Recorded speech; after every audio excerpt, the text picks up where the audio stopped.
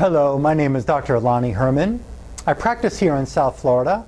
Most likely you're looking at this DVD right now because you ordered it off of our website on the internet on brainfreedvd.com. And this video, this DVD that you're watching right now is just for people with dementia, Alzheimer's, and or Parkinson's disease. And most likely you're watching this right now because you or a loved one suffers from dementia, Alzheimer's, or Parkinson's disease. And you're probably not getting adequate care, sufficient care that's helping you reverse the damage that's taking place in your own body.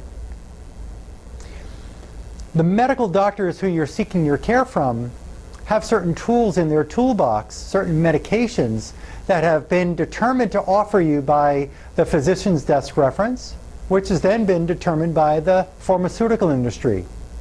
The causes of your disease, they say, are unknown. The reasons for the neurodegeneration, they're telling you, they don't know the causes. They don't know the reasons. They don't know anything else to offer you. There's no different exercises. There's no different ways to treat the body, is what they say. Well, I'm here to tell you that there is hope for your condition, that there are methods that have been discovered by brilliant functional neurologists from around the world. We'll get more into that in a little while in this video. There are different reasons, there are different causes for your condition. When we can look for the causes, maybe you can step out of the way of fighting your disease and start fighting the causes of your disease.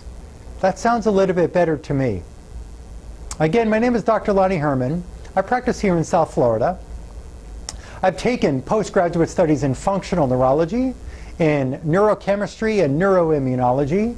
I've taken studies under epigenetics, studies under biophysics and biochemistry. I've taken studies within the functional blood chemistry analysis range, functional endocrinology, developmental disorders of the brain, neurodegenerative disorders of the brain. I've been involved in human brain dissection.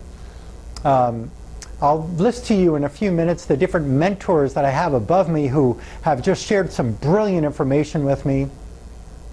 There are different methods that are available for you and or a loved one to help you reverse these neurodegenerative conditions. We're going to get into a lot of in-depth information here. I'm trying to just skim the top really important points of this because you really don't need to be impressed with big medical terminology. What you really need to be impressed with is that there are a lot of different pieces of information that you can find out about that can actually help you reverse your neurodegenerative disorder, that can help you add quality to the years of your life, and not just adding another year where your body is failing. Because what you want, most likely, is more quality in those years. I personally had a loved one, my grandmother's second husband, a wonderful man, beautiful man, loving, caring, a retired attorney. The man, when I knew him in his well years, had such an incredible brain and sharp brain. And when he developed this neurodegenerative disease that they called Parkinson's disease, and I say that they called Parkinson's disease, it's because there are textbooks that share there are many different types of movement disorders.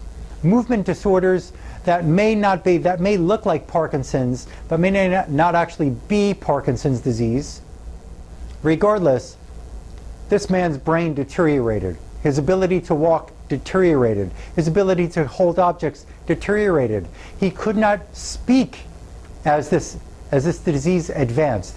He was under regular medical care by some neurologists who offered him different prescribed medications. And those medications did nothing for him because he still lost his ability to walk, lost his ability to hold objects, lost his ability to feed himself, lost his ability to wipe himself, lost his ability to speak,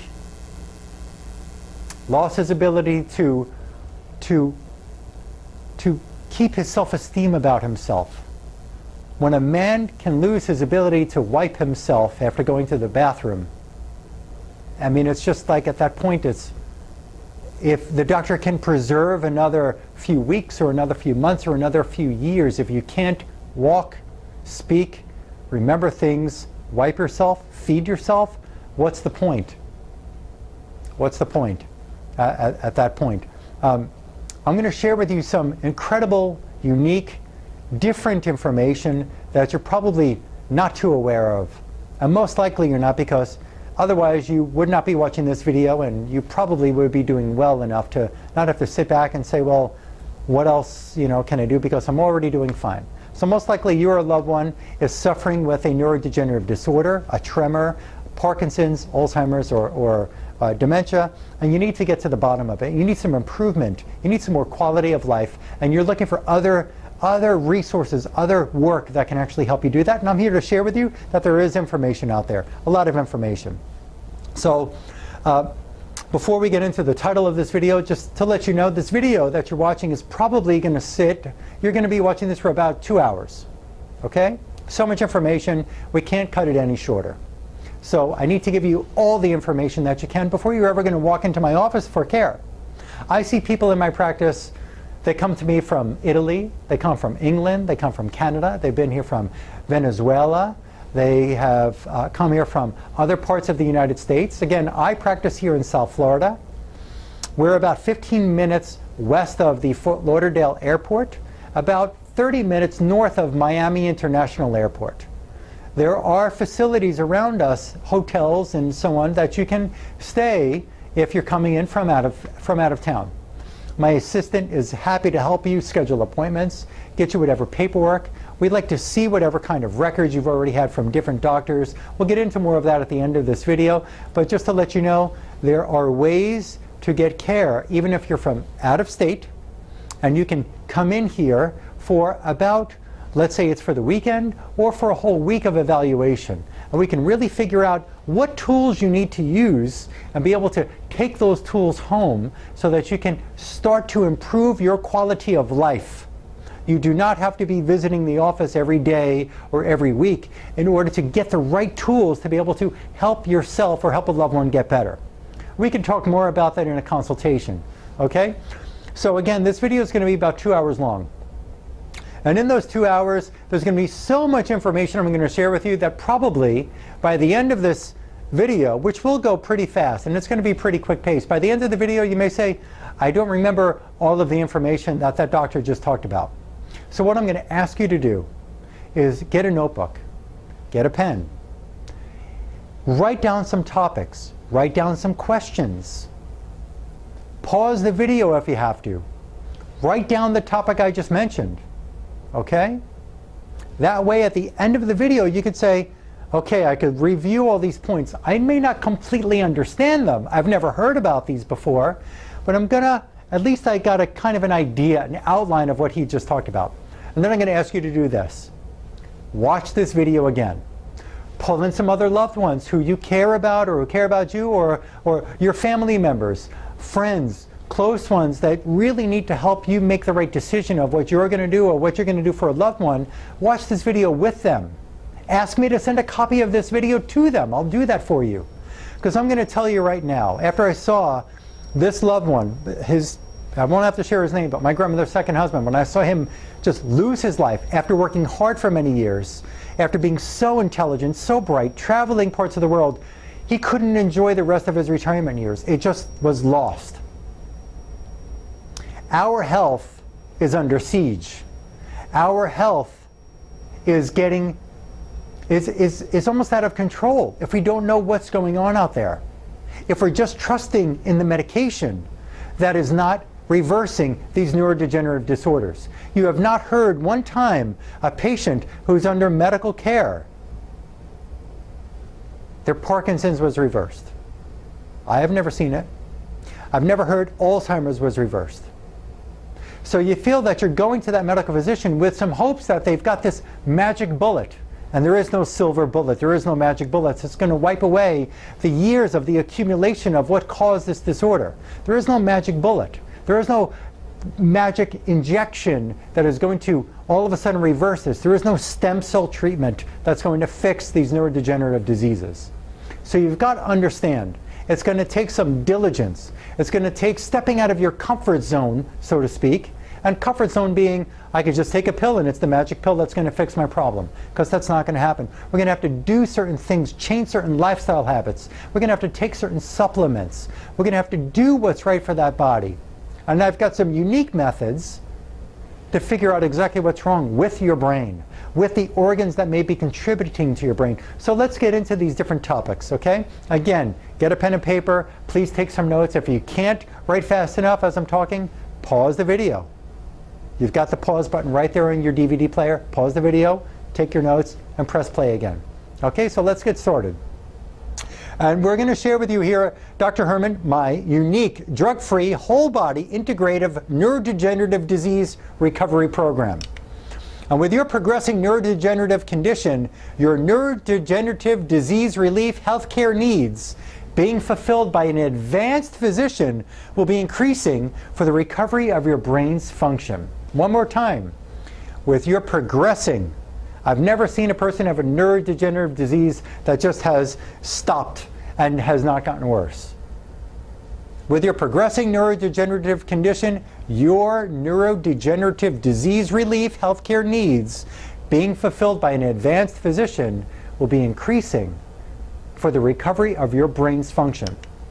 My mentors, Dr. Ted Carrick, he's a PhD, brilliant in functional neurology. I have studied through his program. There's what's called the Carrick Institute. This is actually the jacket that I received from taking his brain dissection program a couple of years ago. Right now we're filming this video in May of 2013. Dr. Carrick is brilliant at taking care of people with traumatic brain injury, with movement disorders, with neurodegenerative diseases. He's brilliant in figuring out and has taught me how to determine the weak parts of the brain and the kinds of unique brain therapies that can actually strengthen the frontal lobe or the cerebellum or the brainstem, the part of the brainstem that could be failing, the temporal lobe or the parietal lobe. We'll get a little more into this at the end. And I'm not expecting you to remember the terminology I'm using. I just want you to get that there's different concepts. There are different methods to help you get well. Dr. Carrick's main focus is on treating the brain, strengthening the brain function, reconnecting parts of the brain that have not been working up to speed. But that's not the only thing that's going on in the human brain. It's not that the brain just got lazy because it got lazy and it just needs a tune-up. Although it does need a tune-up, we've got to understand more about that. Dr. Bruce Lipton, a PhD in cellular biology. Dr. Bruce Lipton, another. I've never met him personally, quite honestly. I've read material about him, from him. I've watched several videos about him. I've been referred to watch his information and read his information from other mentors of mine. And what Dr. Lipton, in the laboratory since the 70s, was able to determine is that there is no genetics that is determining that you're going to get a disease. There is no genetic per se, I'm born with these genes, so that's got to be my outcome. And what Dr. Lipton discovered is there's what we call, there's a new term out there, it's called epigenetics. So whatever happens to the membrane, which I'll get into a little more detail soon, but whatever happens to the membrane is what predicts the outcome of the cell's behavior. Let me take it a little bit further, and I'll probably repeat this again because I've got more slides about him as we go along in this presentation here, in this video. Dr. Lipton, in the laboratory, looking at the cell, if you remember any part of biology in school, inside the cell, there's what's called the nucleus. And there are DNA, there are genes. And what we've always said is, or what we've learned in school, I shouldn't say what I've said, what I've learned in school, is that the nucleus of the cell is the brain. So let me ask you, if I took your brain out of your body, what would happen? Well, that's a bit ridiculous, but that would be, you would die. Well, what Dr. Lipton did in the laboratory, since the nucleus was thought to be the brain and that predicts the outcome of the cell's function or life, he took the nucleus of the cell, he took it out of the cell. The other thing that he looked at in the cell was that we always have been taught that the genes predict the outcome of the life of that cell. You know, it's in the genes. So the terminology goes. Well, what he did was he took the genes out of the cell. So now he took the nucleus, that's supposed to be the brain of the cell, he took that out, he took the genes out, and guess what? The cell didn't die. And the cell's behavior, the cell's function did not change. The cell still behaved the same. And what I mean is, it still gravitated towards food that it needed to eat in its environment. It still tried to avoid toxins in its environment. It still had to have respiratory function, which it did. It still eliminated waste. You know, in your body you have about 80 to 100 trillion cells. And you, as a whole, which is the sum of all of your cells, you gravitate towards nutrients. You have to eliminate waste. You have to perform respiratory function, right? You have to repair damage that goes on. So here is what Dr. Lipton found out in his study that has now become known as epigenetics. He took the nucleus out, took the DNA out, and the cell behaved the same. The cell lasted for a couple of months, still doing exactly the same thing it did as before the nucleus, when the nucleus was in the cell and the DNA was in the cell. But guess what happened that he discovered? The cell couldn't repair itself. Now the cell's components that make up its whole is made of proteins. And what he discovered is that when a trauma or a toxin got onto the membrane, what you may call your skin, what got onto the membrane, or what gets on the cell layers, or the layers inside the intestines or the lungs, let's say, when the membrane of the cell was interfered with, then the behavior of the cell changed. But not because the brain, the nucleus, was taken or the genes were taken out. And he noticed, though, that the cells, after a couple of months or a few months, the cells started to break down. He found out why. Not because the DNA was not there and not because the nucleus wasn't there. It's because the cell at that point, without the genetic makeup, it couldn't repair itself. It couldn't repair itself. And he found that the structure of the proteins changed. They started to morph into different structures. So now the protein structure changed. And we're going to get into why I'm talking about the proteins here in a little bit, because when we get into these neurodegenerative diseases like Alzheimer's, dementia, and Parkinson's, it's all about the proteins in the brain and the change in the structure of these things and accumulation of toxins in the brain that make these diseases, these neurodegenerative diseases, develop. But remember, Dr. Lipton, PhD in cellular biology, and I don't know how many of you have been in the laboratory working under the microscope with cells. He took the DNA and took the nucleus out, and the cell did not change its behavior. So it's not in the genes, and it's not because the brain was predetermined. We're going to get more into that in a little bit, about how the genes can turn into disease, but we'll get into that in a little bit. Dr. Fritz Albert Popp, a PhD in biophysics, another brilliant man.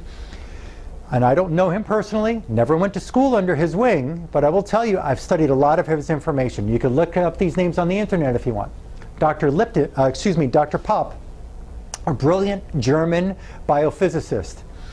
He determined that and this also, there's a Russian scientist in the early 1900s also who was the first to talk about what's called a biophoton of a cell. Now again, let's talk slow here, because I know these are different terms. A biophoton is the smallest particle of light that they found coming out of a cell. And what he said is that every cell produces 100,000 of these small particles of light every second.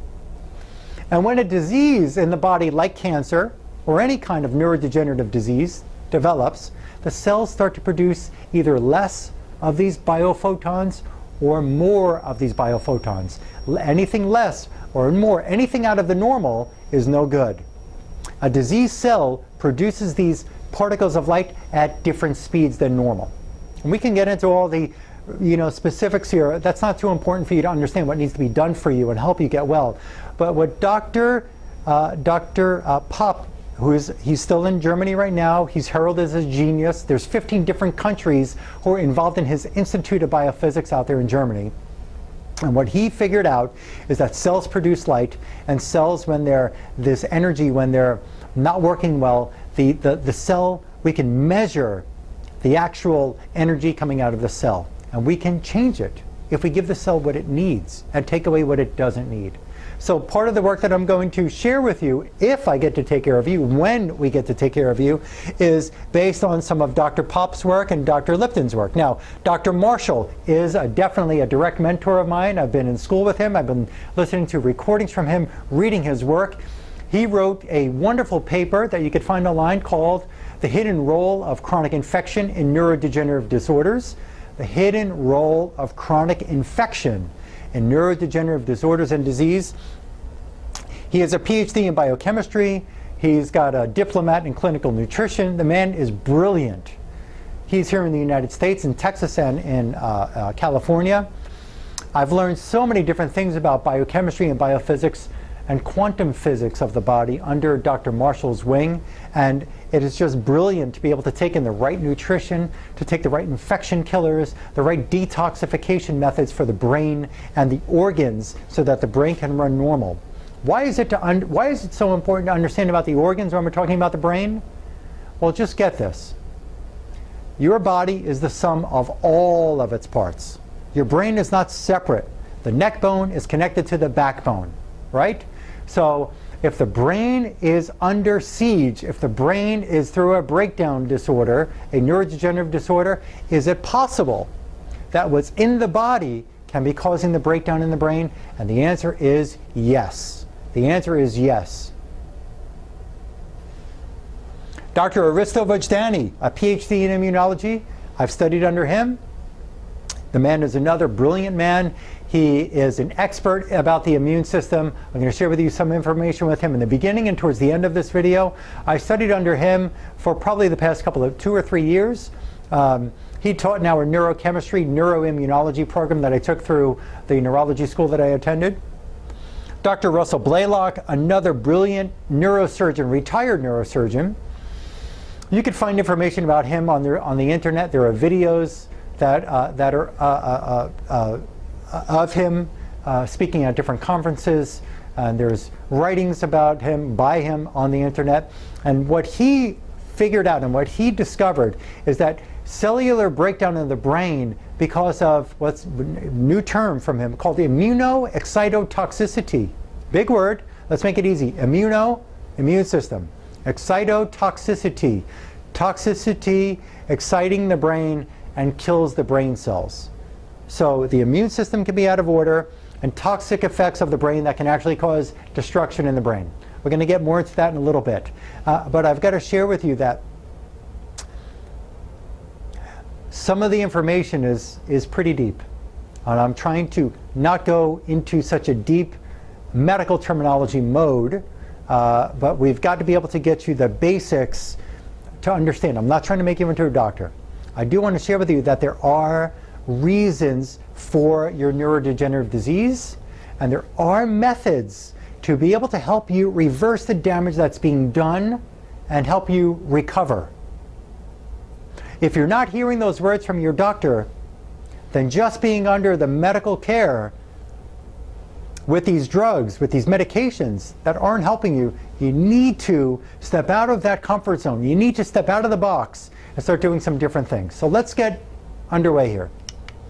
Alzheimer's disease, dementia, Huntington's disease, stroke, Parkinson's, and other tremor diseases share most of the same causes. Let's look at these causes that cause damaging findings in the brain. Several proteins that damage the brain. Proteins. Remember, let's go back to what Dr. Bruce Lipton, the PhD in cellular biology, said.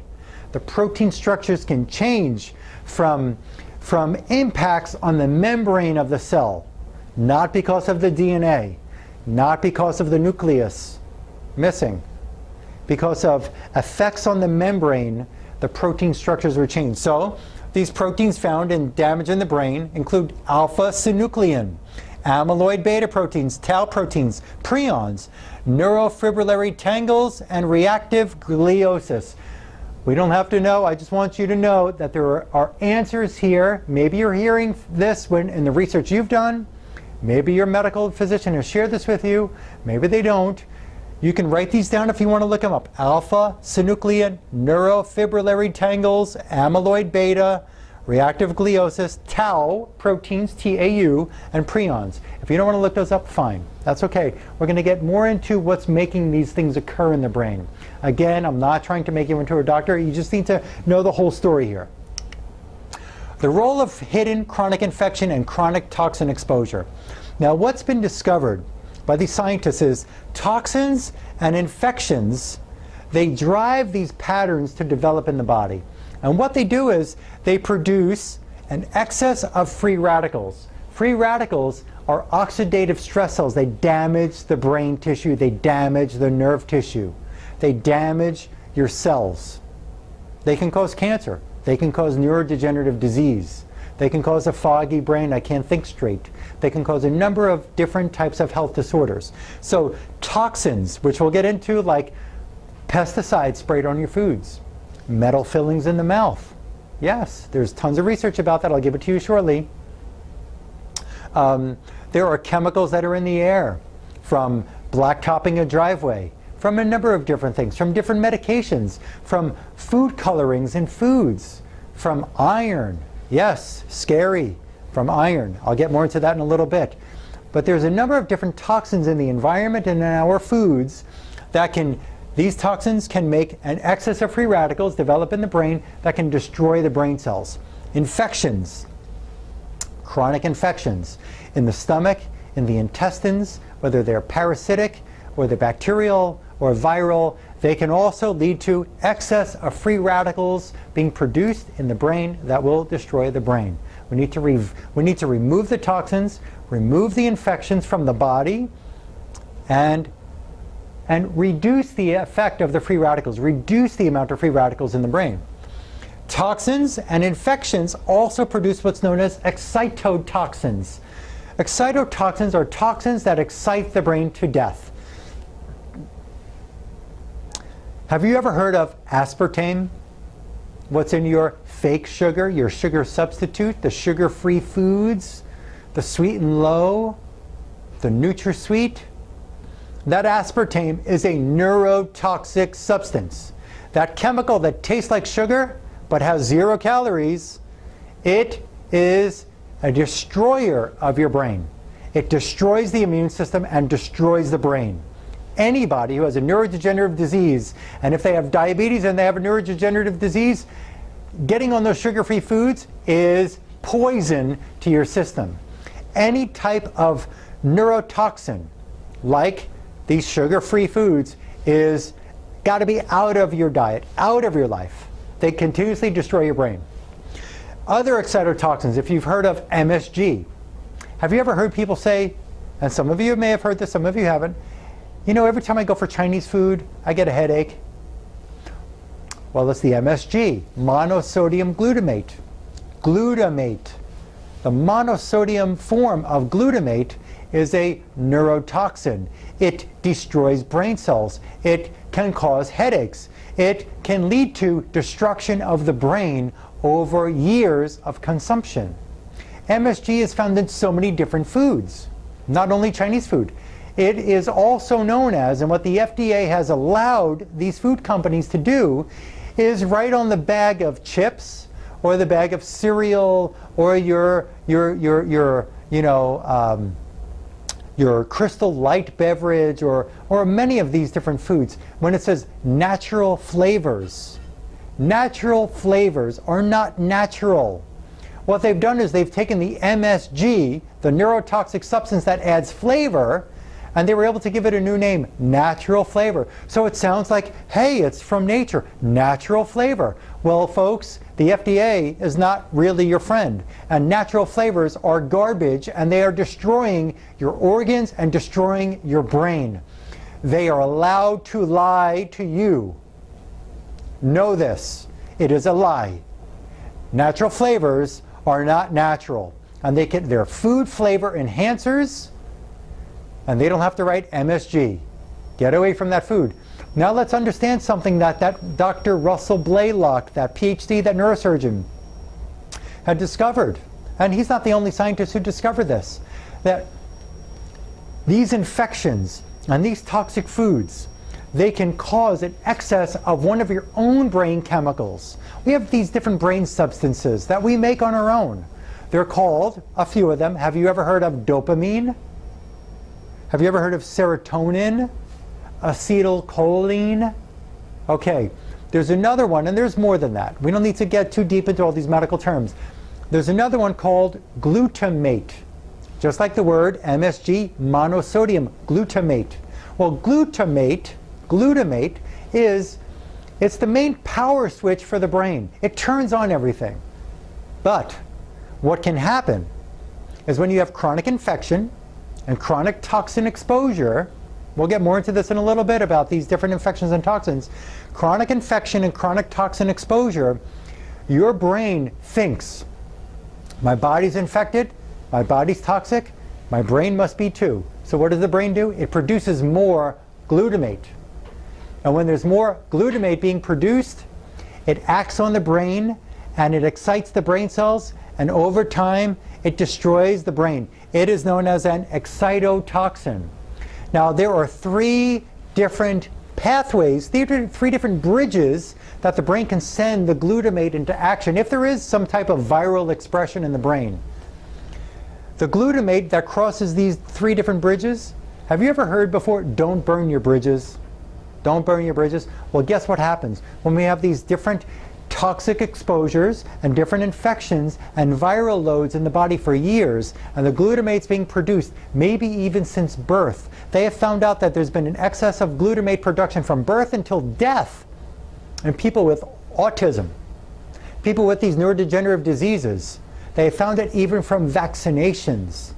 Yes, the flu vaccine, a number of these different vaccinations. If you don't like what you're hearing, but you're not happy with your medical coverage, your medical doctor is not helping you, sit back, sit down, open your ears, and listen to this information. Even the flu vaccine, even the other vaccines are causing such stress that they found excess glutamate production in the brain from childhood, from infancy on. And the excess of glutamate destroys the brain little by little. And the bridges have been burned, and the brain can't bring the glutamate back when it realizes that the fight is over. So the glutamate stays out on the brain and keeps on destroying the brain tissue so that you can't recover. So you could take all of these different medications the doctor's prescribing, but it's not going to take away this excessive excitotoxic glutamate production that is destroying the brain cells. That's a fact. Toxins and infections both create excessive free radicals, excess of these excitotoxic substances in the brain, and it leads to brain disease, brain degeneration, dementia, Alzheimer's, Parkinson's. There's a domino effect that occurs. When there's immune system stress, it causes nervous system stress. Think of a domino. If you hit one domino, what happens? What happens when you hit the first domino? You have 20 of them lined up. What happens to those dominoes? You hit one, do the others stand up and say, I'm going to resist this pressure? When you hit one domino, they all go, they all fall down. Doesn't matter if you got a million of them lined up, they're all going to fall down, right? So think of this as a domino effect. When you've got immune inflammation over years, possibly by certain foods, possibly by chronic infection that your doctor never figured out over the years. I'll tell you why more in a minute. Possibly by toxic exposure. Your body's fighting and it can't win the fight. And these immune stresses stress the nervous system. They both work together. They destroy brain chemical production or produce too much that excites the brain to death. There can be hormonal imbalances. It happens to all of us. Men want to think I'm a man. I don't have any hormonal imbalances. Well, fact is, after 30 years of age, we slow down our production of testosterone. We go through a 30-year hormonal imbalance, a hormonal degeneration problem. Hormones degenerate, hormones slow down, a domino effect occurs. In a woman, there's a pretty abrupt period right there at menopause. They go through, you know, it's 40-something years of age, 50-something, early 40s, late 40s. There's normally about a 6-month, 2-year, 3-year change. But with women who notice a long period of these menopausal hot flash symptoms, commonly what we've discovered is these are small, brief fevers that are going on. And these fevers are fighting chronic infections in the body. So as the fevers continue to go on, a little fever, why am I breaking out these hot flashes? Hormonal changes, normal menopause, ladies, or anybody listening for a loved one who's a female, whatever age, who's got Alzheimer's or Parkinson's, normal menopause, there are no hot flashes. There are none. None. None. Hot flashes are occurring because of infection in the body. And when you get rid of these infections, when you fix the way the endocrine system is working for your age, and that doesn't mean we have to take injections or creams or pills of hormones. There are other ways to do it naturally and let your body be the way it's supposed to be at the age that you are. These hot flashes should not be occurring. So little chronic infections can cause more stress, and the domino effect occurs. The endocrine system is wrong, the brain chemicals are not produced. If it's a thyroid disorder, disease for years, ovarian, testicular, whatever, if there's hormonal imbalances in the body, adrenal glands that are not working right, the endocrine system is wrong, the brain chemistries, the dopamines, the acetylcholines, the serotonins, they're not produced the way they're supposed to be produced. Because you have a glandular brain, organ, gland, brain connection. If there's a problem in one, there's a problem in the other. You're only as strong as the weakest link in your system. And there's something else called the biofield in epigenetics. And let me just reverse a little bit here. And the biofield was discussed by Dr. Pop when there's a change in energy flow in the whole system. And it's been proven, and I can prove it to you when you come into my office. And the epigenetics, again, by Dr. Bruce Lipton, a PhD in cellular biology. Changes in the cell membrane change the cell's behavior. Changes in the membrane change the protein structures in the brain, leading to these different deposits, these tangles, these tauopathies, these amyloid beta deposits, these different changes that we're seeing in these different neurodegenerative diseases. Not because it just happened to you and we don't know why. Okay, let's look at the immune system, and this is based on the understanding from Dr. Aristo Vajdani, the PhD in immunology. Brilliant man. There's some labs that we'll talk about at the very end of this video that can help us understand about the immune system. But what you've got to understand, the basics here, is that your immune system has to be balanced, equilibrium. And we have these different components, these different proteins that our cells produce when there's an infection. These are called cytokines. Write that down. Pause the video. Cytokine. C-Y-T-O-K-I-N-E. Cytokine. And there's inflammatory, anti-inflammatory, and pro-inflammatory cytokines. These can predict in a blood test. They can predict if there's an inflammatory disorder going on that your body's not getting under control. Inflammation in the body, and inflammation in the brain. Inflammation in the gut, if there's infections in the spleen, the pancreas, the intestines, the liver. Inflammation of the brain. Whenever there's disease here, there's dis-ease here. So when the inflammation pattern is noticed in the body, there's inflammation of the brain. We don't want an immune imbalance. Whenever the immune system's imbalanced, a domino effect. All the dominoes fall. The nervous system falls, the function of the cells are not working well, the organs, the heart, the everything can't work normally. So we're going to get into what can cause these immune imbalances and make too much pro-inflammatory substances be produced. Too much pro-inflammatory cytokines, one in particular called interleukin-6. This comes up in many different reasons. This can destroy the human brain cells. And when the human brain cells are getting destroyed by this cytokine, by this pro-inflammatory stressor, we need to get it under control. And it is not with the use of aspirin, not with the use of Aleve or Advil or Tylenol or any other naproxen or any other drug that the doctors are going to give you. They can't get this under control. Medicine is not good for chronic disease. It's great. Let me take a step back. I'm not knocking. They're great for acute problems. I got a pain. I just had a tooth pulled. I need to take a painkiller because it's just unbearable for a couple of days. Fine. Chronic hepatitis, no good. They can't do things for that. They're good if your heart stopped. I don't want to be anywhere else but in that hospital. I'm not going to start your heart again. That's their job. I'm not stitching your finger up. I'm not resetting the bone and letting the body heal itself. Medicine is great, it's wonderful for acute problems. But when we're talking about chronic brain disease, chronic body disease, medicine is playing a role where it doesn't belong. They don't have the right tools. So we've got to see, is there an inflammatory immune disease that's causing some of this neurodegeneration that you're experiencing? Okay, brain degeneration. In the next slide, we're going to see so much information.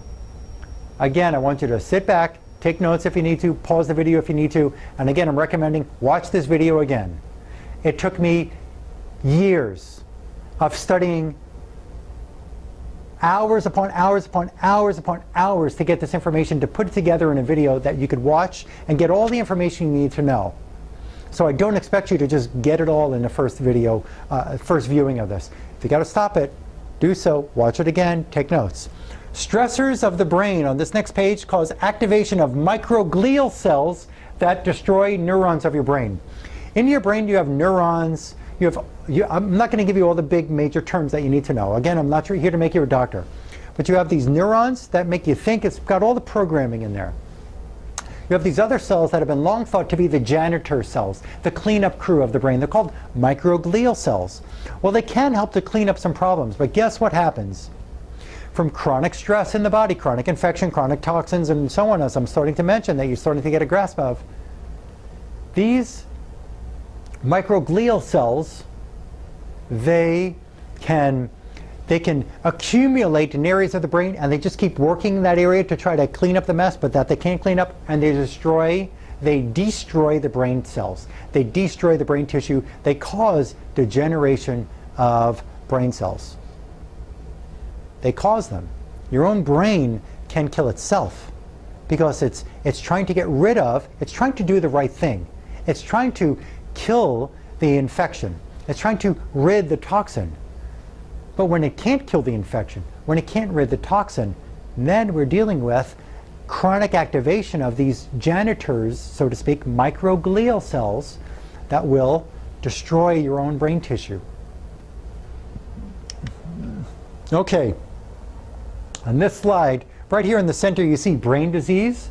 So whether it's dementia, Alzheimer's, or Parkinson's, plug in your condition there. Neurodegenerative disease, brain disease. Look at all of these different bubbles on the screen. All of these different topics of what we really have to discuss here. All of them. Could there be, there's a topic called, maybe you haven't heard from about this from your wonderful doctor. Lipid peroxidation. I'll get more into this later and describe all these. Lipid peroxidation. Overproduction of neurotransmitters. What I said before, excitotoxicity, glutamate, damaging the brain. Cell resonance. Dr. Fritz Albert Popp, the biophysicist, discovered the cellular function. We need to use those tools to see what can we tap into in the brain and help it work stronger. What do we need to take out of that brain? Not doing brain surgery and taking part of your brain out, folks. What do we need to? A virus, an infection. What do we need? A free radical. What do we need to do to stop the stress going on in your brain? So we need to look at the cell resonance. pH balance. How many of you are checking your pH?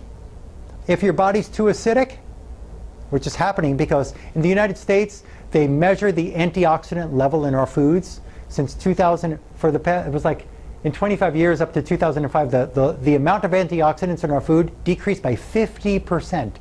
50% less antioxidants in the food, folks. Less antioxidants, more free radicals, damaging foods, more acidity in the foods, less minerals in the foods, less minerals, worse pH, the body becomes more acidic. Every 1/10 of a degree of the body becoming more acidic, it's a 10-fold decrease in oxygen to your tissues, your bones, and your brain. So if the pH is acidic, it doesn't matter how many medications you take, you're never going to reverse the damage happening to your brain, ever. We need to look at the pH. Iron overload. Let me tell you this, and I've got another video that I've made. In the foods that you're eating, in the crackers made from these grains that are supposed to be, you know what the food pyramid says, at least here in the United States, I don't know in the other countries, but in the United States, the food pyramid says, more grains, eat more fibers. Well, guess what? Guess what?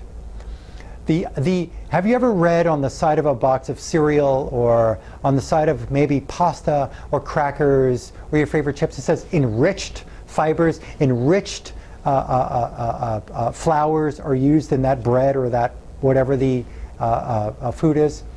Enriched doesn't mean they just put in wonderful nutrients for you because it should have it already. Enriched, unbleached wheat flour.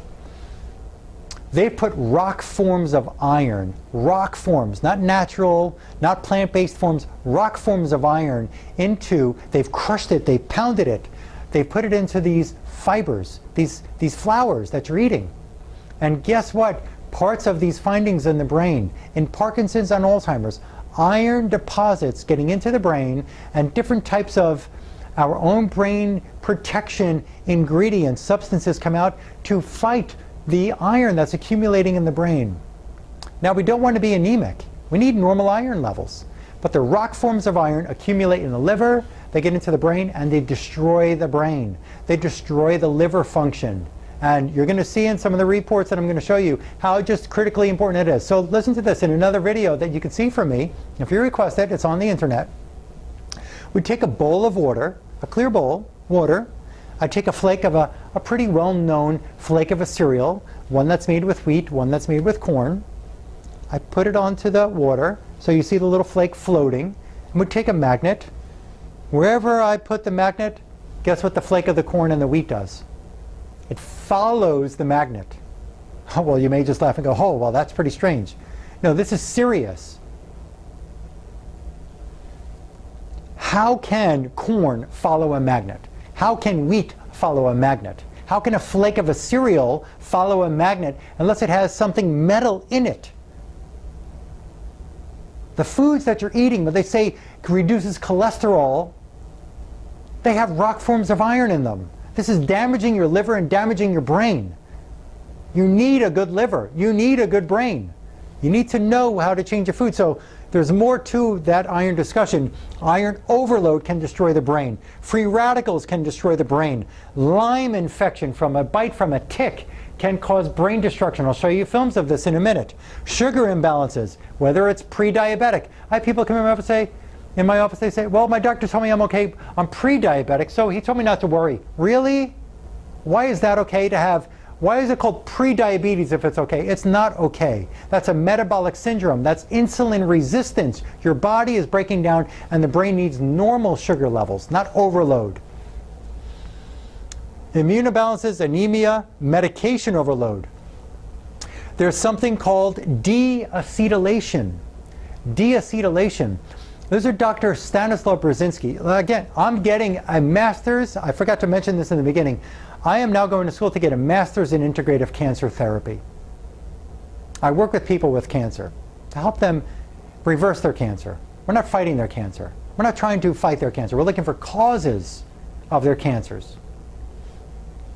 There's a Dr. Brzezinski in Texas. What he discovered in the lab, he's a PhD in science, he discovered a process in the body that breaks down the DNA, that breaks down the systems. It's called deacetylation. Acetylation. And what he discovered is that when the body, your cells are born with 90 million protectors per cell. Per cell. 90 million protectors. And what he discovered is that every cooked meal, you lose 1,800 protectors per cell. Every time you breathe in chemicals at the gas station, gasoline, the fumes out of cars on the highway, eating certain foods that have toxins in them, pesticide sprayed on your grapes, pesticide sprayed on your raisins, on the grapes that are in your favorite wine. I'll get to more in a few minutes, but understand something. Your health is under siege. It didn't just break down all of a sudden. And what Dr. Brzezinski discovered is that every time these chemicals are around you, every single time you eat a cooked meal, you're losing these protectors. We need to restore the protectors to the DNA. We need to turn off these virus genes. In Cambridge University between 1996 and 2000, this Dr. Punjabi, I'll show you his name in a minute that you can write it down. Dr. Punjabi discovered and wrote papers that these different degenerative diseases are not genetic, meaning predetermined. But what he did discover is that there are viruses that are caused by infection. Not only bacteria or parasitic infection, but viral infection. And what he discovered is that 35% of your genes are virus genes. 35% of your genes are viruses. You're born with them. Not everybody just went out there and contracted a virus because somebody sneezed on them or coughed in the same room, or a sexually transmitted virus, or they kissed somebody. We're born, 35% of our genes are viruses. So what Dr. Brzezinski discovered is that when our body is losing these protectors, those virus genes can turn on. They can turn on. Now we may have a virus gene expressing itself in the brain. Now we have these immune cells and these microglial cells in the brain trying to kill these viruses. They're not doing the wrong job, they're doing the right job. But in the process of trying to kill the virus, they are destroying your own brain cells. So we need to re-protect, re-acetylate. I'll tell you more about that later. Again, I want to share the information so you know that there is a blueprint we can make for you or a loved one's body and brain to help you reverse it. This is not for you to become a doctor right now. We need to re-protect our DNA so that we can turn off these virus genes, turn off cancer genes, so that we can have a better expression in the body instead of constantly the body fighting itself and destroying its own tissue. We can have inflammation in the brain. We can have electromagnetic fields, cell phones, cell phone towers, radio waves, microwaves. We'll get more to that a little bit later. Interferences in the field. Any scar or trauma on your body. If you bumped your head as a kid, if you broke your nose, what Dr. Pop and Dr. Marshall have discovered, and Dr. Marshall created this amazing tool, this amazing strategy to be able to reverse the damage from these traumas. Let's put Dr. Lipton's discovery about epigenetics, Dr. Pop's discovery about the biophotons and the biofield, and what you may call your aura. We'll get more into that later. And Dr. Marshall's discoveries. We can actually help to reverse the stress that's happened from these different traumas. So what I'm saying here is, let's say you had a trauma to you hit your head. Well, think of it as a ripple effect into your tissues. I'm standing here, and you're behind the camera watching me, okay? You're at your television. And imagine there's a pool between us. And you're standing in the pool at one end, and I'm standing in the pool at the other end. And that water, we're not moving, and the water is like glass. You ever see a pool where it's just like a mirror? Flat, and you can see the reflection. There's no ripples, no waves. I reach over, without making a wave in the pool, I reach over and I grab a big rock, and I throw it up in the air, and it comes down and it lands right in the middle of the pool. Dunk, right in the middle. What's going to happen to that water now? Besides making a big splash, what else happens? What else? Well, there's going to be a rippling. And where you're sitting and where I'm sitting, we're both going to get an effect of that ripple. So what's been discovered by Dr. Pop, a PhD in biophysics, Dr. Marshall, and Dr. Lipton, whenever that trauma to the system, it can ripple. It can cause a change in cellular function. Remember what I said about epigenetics? A membrane change can change the behavior of the cells. A trauma to the membrane, a scar, a trauma, anywhere in the body. Maybe you fell and hit your tailbone and it caused a ripple up to the other parts of the body. These traumas can cause changes in the function of different cells in your body. I'll tell you in a little bit what we have to do about them. Dental work, we'll get more into that. There could be infections and toxins in the mouth for years that are causing stress in your brain. Liver toxicity. You know your liver is the filter of your body. It filters your blood. When was the last time you changed the air filter in your house? When? Once a month? Once every 2 months? 3 months? You don't let it go for 40, 50, 60, 70 years, do you? Your liver is the filter for your blood. There are many different things that can get in your body and get caught in your blood. Infections, liver flukes, parasites. There are schools around the world that, looking for parasitology, have discovered that there's 500 million parasitic infections in the world every year that have been registered. Think of all the bacterial infections. There's more. So when the liver's toxic, liver flukes, parasites, bacteria, toxins from fungus on your food that you couldn't see, that was on peanuts or something called aflatoxin on cashew nuts, they can get caught here in the liver. Your blood goes through your liver to get clean every 3 minutes, and it carries around these toxins to the system, into the brain. Your blood goes in your brain. You've got arteries up there. What if it brings that toxic film up into the brain?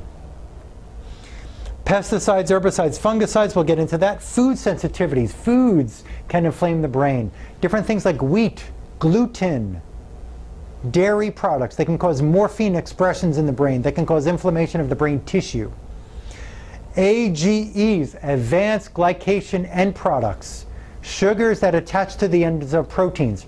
Remember what I said about Dr. Bruce Lipton, that PhD in cellular biology?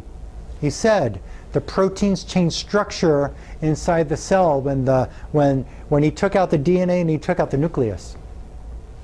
Well, something else that can happen is that the protein structure can change because of sugar. Sugar changes can attach themselves. We have sugar imbalances. They can attach themselves to the ends of the proteins, and they can cause changes in the brain function. We'll tell you that more in a minute. ROS and RNS. We'll get more about this. Too much oxygen or nitrogen. These are known as reactive oxygen species and reactive nitrogen species. They can cause changes in the brain. We'll share more papers with you in a minute. Specific organ problems, emotional stresses. Some people, they want to get healthy. They say they do, but they really don't believe they can for so much of this neurodegenerative disorder or too much stress around the home. Sometimes we have to retrain the emotions in somebody and get rid of that. They have this defeatist subconscious part of their brain that just won't really let them get better, even though they say they want to try. Nutrient deficiencies, excipients, we'll get more into this later, but toxic fillers in your vitamins, food colorings, food dyes, magnesium stearate, titanium dioxide, cornstarch. These are all damaging to your body. Damaging. Talcum powder can be put into a capsule to make the capsule stick together real easy. They need to find quick, cheap ways to be able to produce these pills and produce numbers of them. Toxic fillers in your pills, excipients. Neurological imbalances of the brain can cause a problem. A leaky gut. I'll show you a picture of this towards the end of this video. Industrial hazardous chemicals. They can be causing problems. Toxins in your water. Fungus. Mold. Viral loads. Excitotoxins we talked about already. Bacteria and parasites. And the bacteria, right now if you're getting overwhelmed, pause the video and start it up again. But understand, there's a lot of information that you really need to know if you want to reverse this brain disease. You need to know if you want to get well, if you want to recover. What's been discovered is that bacteria, from taking antibiotics once or 20 times in your life, or 30 times, or 50 or 100 times in your life, that they don't destroy the bacteria. What they do is they destroy the wall of the bacteria. So imagine you're sitting in a room right now and you're watching this. Let's just use this analogy. You and your family watching this are the bacteria. And when we give you a penicillin or a amoxicillin or an antibiotic of any kind, it will dissolve the wall of the room you're sitting in, but you, the bacteria, don't die. You change your structure, you go and plant yourself in other tissue, and you become what's known as a cell wall deficient bacteria, and you start producing what's called a biofilm. And the biofilm, which you could watch videos about this, and there's a few of them on the internet. Biofilms, I've made one. There's PhDs in universities that are talking about this. These biofilms can get in the brain and destroy your brain function, and there's not one antibiotic, not one medicine that can do anything about it, but there is an extract of a natural food that can do it. But the reason why they're not going to sell it to you is because they can't patent, they can't make this natural element, this natural food into a drug. So they can't patent it, so they're not going to tell you about it. Call it a conspiracy, call it whatever you want, but the information about these biofilms is out there. You can look me up, type in YouTube, type in Dr. Lonnie Herman, biofilm. Dr. Lonnie Herman, biofilm. Okay? Type it into YouTube and watch that video. Parasites, what has been discovered is parasites, when they're eating in your body, when they're eating, not only will they eat your food, but they're going to eat your tissue. And if they're eating your intestines, or eating in your pancreas, or eating in your spleen, or eating your tissues of anywhere in the bone, these parasites, when they're eating, they have to go to the bathroom. Ew. Well, you eat and you go to the bathroom, but you go on the toilet. Parasites eat and they poop in your body. Their parasitic excrement has been found to go into the brain. And the excrement of these parasites can cause brain disease. Let's go on. So let me give you a couple of examples of patient treatment protocols that we've used to help reverse the damage in the brain. Diet change. We have to use an anti-inflammatory diet, whether your family member wants to or not, and they love eating pizza, and we find out that the ingredients in the pizza, or the whole wheat bread, or the Cheerios, or the Wheaties, or the corn flakes, or whatever it is, or the fast food that they like, or the frozen dinners that they like, if it's bad for them, you got to get off of it, because they can harm the brain and cause brain inflammation. Brain inflammation, brain tissue death. Infusion drink. We use certain liquid, perfect, no toxins in them. They're perfect from conception to consumption. Perfect nutrients in the right dose amount that go into a drink that somebody has to drink throughout the day, whether it's B vitamins or detoxifying liquids, or it can be something for the thyroid, or there's a number of them. I'm sorry, there's so much information I'm talking about now, but we've got to find out if there's free radical decreasing liquids. There's a number of them. If there's a pure green tea without fluoride in it, if there's any kind of detoxifying and nutrifying liquid that we can get in there that you drink throughout the day. Because when you're drinking through, if you just take a couple of pills as a supplement that have a toxic filler, the toxic filler gets into your tissue and destroys the tissue over the years. And especially your B vitamins that are coming from coal tar, petroleum products. The B vitamins you're buying on the shelf in one of these vitamin stores, or in your favorite, like drugstore, they are coming from coal tar. Your cells, your body doesn't want coal tar derivatives. It wants natural. It wants something as close to the cells of the body as possible. We need to get them derived from plants, once living source nutrients, to get it into your body without a toxic tag along called an excipient. So taking 2 pills of a product in the morning and just raising the nutrient and having it drop down, no good. We want to slowly increase the amount of the dose of this, like an IV of the nutrient, over hours throughout the day to suspend the level of the nutrient in the system and keep benefiting you. Mud detoxification therapy. There are these ancient muds, cation therapies that we can apply to trauma sites, apply to tissues where toxins, infections, and traumas and scars are, that can reset the energy flow through the system and pull the toxin right out of the system. I could tell you more. I could talk about this for hours. Let's tell you the topics here. Parasite elimination program for this patient. We had to take some pills. There had to be enemas. If somebody's not willing to do an enema, at least the other step, there are castor oil hot packs that we could put over the tissue that will help hatch the eggs of these parasitic or bacterial infections, so we can hatch those eggs when the medicines are going through. It kills the egg, it kills the infection, all in one fell swoop. Because what's been discovered is that you could take a medicine or a natural medicine to kill an infection, but the eggs, what these parasites and what these bugs do is they punch holes in the peritoneum, and they lay their little cyst-like eggs. And then they go back down and have a party and eat your food, eat you. You take a medicine and kill them, if you could, with that medicine. And then those eggs hatch in 11 to 13 months. And when those eggs hatch, you still have the infection. So did you ever get rid of the infection? No. No. There could be amoebas living in your tissue. Maybe you traveled somewhere. Maybe you drank out of a water, a water fountain in the gym, or in the school you went to, or wherever, in the church or the temple. And maybe there's an infection. Maybe there's an amoeba that got into your body, and it feeds on you. And it dies in 3 to 5 days. But it laid eggs, and those eggs hatch. And those new hatchlings, they lay eggs too, and on and on and on and on and on. So we have to get rid of parasites. In this person with castor oil packs, with taking pills. Brain-based therapy, we found weak parts of the brain, the frontal lobe and the cerebellum, and how to do unique brain-based therapies to strengthen them. Leaky gut repair and blood-brain barrier repair. We'll tell you more at the end, but we had to heal damage that was in the gut membrane. A liver detoxification strategy. Kill the infections in the liver, help to detox that liver, whatever that liver needed to be able to cleanse itself so the, excuse me, so the, had a little bug fly on me, so the liver can get clean and clean your blood for the blood to go back up to the brain. Supplements for the systems, whatever we need to strengthen the brain cells.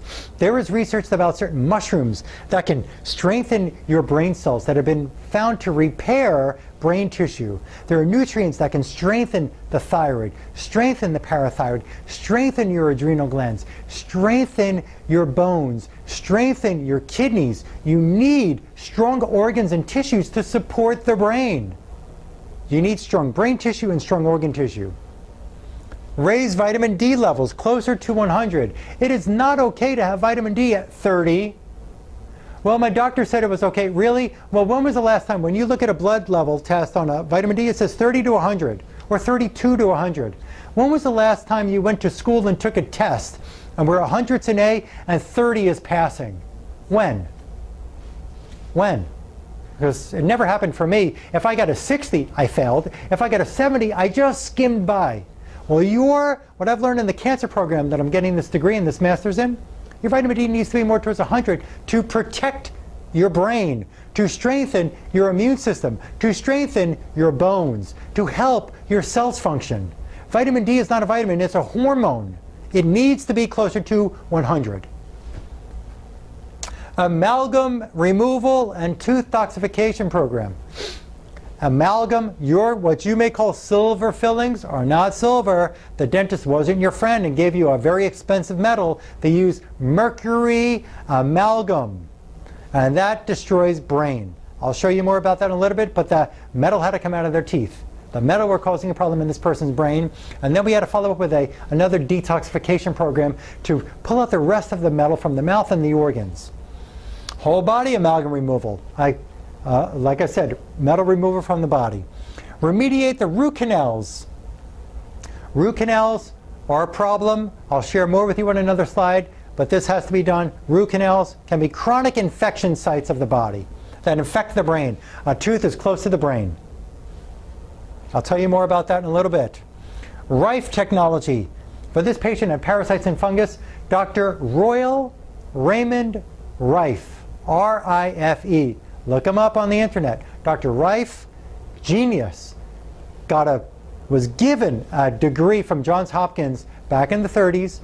Dr. Rife discovered a way to kill infections in the body. He came up with a certain unique light type of therapy, this frequency generator that he could put by a human being and destroy infection in the body without harming a human cell. There's too much to share about that. There's videos on the internet. They're about a half hour long. You could read books about him and so on. Antioxidant support. We need to decrease the free radicals in this person's brain. Electromagnetic field support. Immune support. Electromagnetic fields. Cell phones, cell phone towers, microwaves, the electricity in the house can be stressing your brain and not letting your brain produce its own antioxidant. I'll tell you more about that in a little minute. Everything I'm telling you, I've got research. Patient number 2, removal of the infected teeth. Cleaning the gum infections. They didn't know they had infections of parasites in their gums we had to do a cleaning on, and not the dentist. I have procedures that you take home to do the right thing to clean the infections. Infections in the gums. I just read in the early 2013 Journal of Mucosal Immunology. They showed that they couldn't find on x-ray, but they found in different studies parasites in the gums were linked to rheumatoid arthritis, joint disease in the fingers caused by parasites in the gums. I could send you that article if you want it. Gum disease, that your dentist, you think you got a good dentist and that he didn't find it. I'm going to tell you, you want to get better, you got to use these different methods, step out of the box. The gum disease can cause brain disease. Removal of the infections from the organs and the eggs of the infections. We had to balance this person's pH. Again, if you got an acidic pH, you can't get oxygen to your brain or other tissues. That can cause a problem. You can't get the proper amount of oxygen. You may be alive, but not functioning well. Remove the interference in the biofield of the body, what you call your aura. We can talk more about that if you want. I've got other videos about that. I don't want to get too deep into that because I could talk about that for an hour. Stabilize the leaky gut and the leaky blood-brain barrier for this person. We provided healthy, non-toxic methods for reducing neuroinflammation and supplements and dietary changes. We detoxified toxins in the liver and killed infections in the liver. We healed the vaccination, and this person had 4 different toxins, infections, a kind of bacteria that was leading up to the brain and down the arm, into the brain, in the face, and the neck. And they had toxins of metals that are in these vaccinations, formaldehyde, mercury, aluminum, that are in those vaccinations. We had to do multiple treatments to pull out the toxins and infections from the body. Non-invasive, non-harmful. We had to stabilize hormone levels. Again, hormones to the brain. Hormones help to normalize substances in the brain. Rife therapy for different infections, and we maximize nutrient uptake to organs and brain. This is what a common, typical program is like for a person. Multiple steps. We have to get these people, like you may have to go to a properly trained dentist. I've got some highly trained dentists. They're not in my office, but they're down here in Florida. You need somebody who's doing the right job to remove the toxins and the infections the right way, because we don't need to retoxify and keep the infection there. It's dangerous if you want to get your brain back. And your brain is worth how much? You got to do the right job. So let's look at this, a journal right here, Neuroinflammation and Alzheimer's. This came out of the International Journal of Alzheimer's Disease. This was in 2011, volume 2011, 5 pages.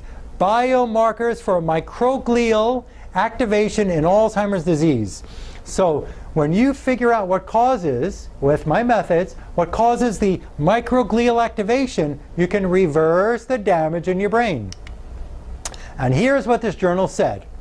Intensive research over the last decades has provided increasing evidence for neuroinflammation as an integral part in the pathogenesis, meaning disease creation, and of neurodegenerative disease such as Alzheimer's. Once again, neuroinflammation causes Alzheimer's. Inflammatory responses in the central nervous system are initiated by activated microglial cells. Again, neurons in the brain, microglial cells. The microglial cells were thought to be your janitors. Now, when there's too much inflammation, the microglial cells can actually destroy your brain instead of helping your brain. The first line of the innate immune defense in the brain is the microglial cells. Therefore, there are different biochemical markers that can show microglial activation to help us understand the underlying mechanisms of neuroinflammation in Alzheimer's disease. Another topic I brought up to you.